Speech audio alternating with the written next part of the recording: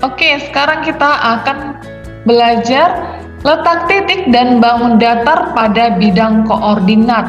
Nah, kalau sebelumnya bidang koordinat yang kita kenal adalah kolom koma baris, kalau sekarang yaitu menggunakan pasangan terurut X, Y.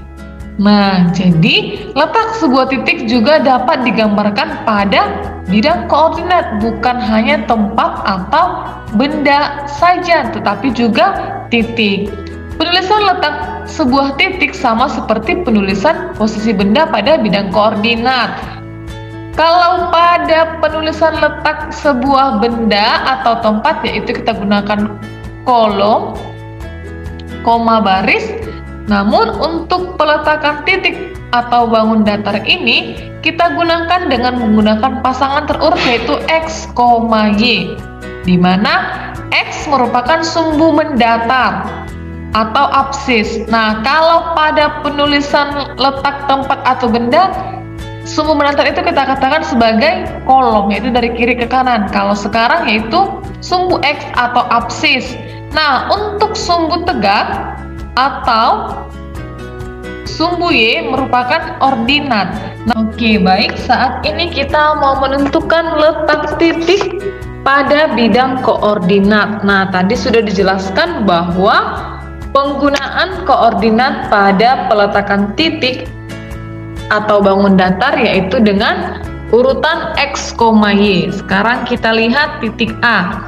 Titik A, dia berada pada sumbu X-nya yaitu di angka 2. Nah, pada sumbu Y-nya atau sumbu tegaknya berada di angka 6. Maka koordinat dari titik A adalah 2,6. Kita ingat kembali ya, X, Y berarti 2,6. Kemudian titik B.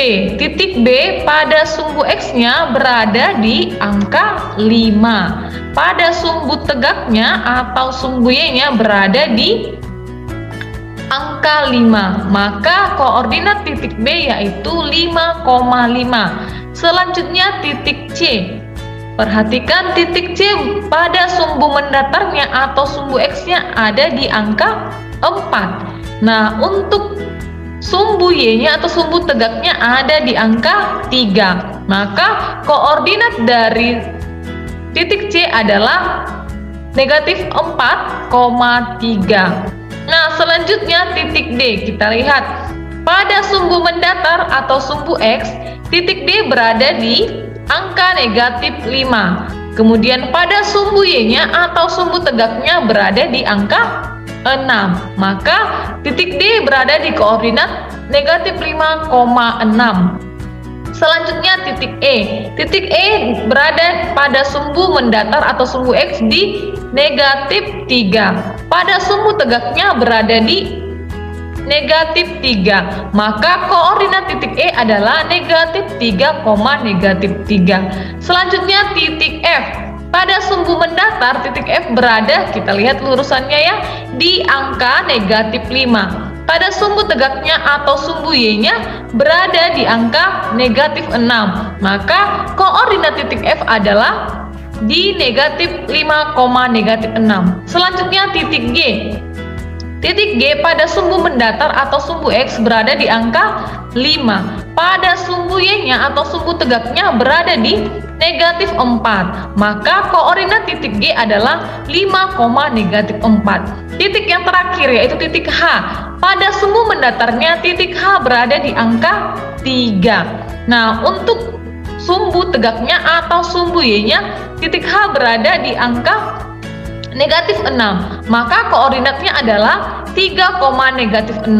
Nah, begitulah cara menentukan letak titik pada bidang koordinat dengan menggunakan X, Y.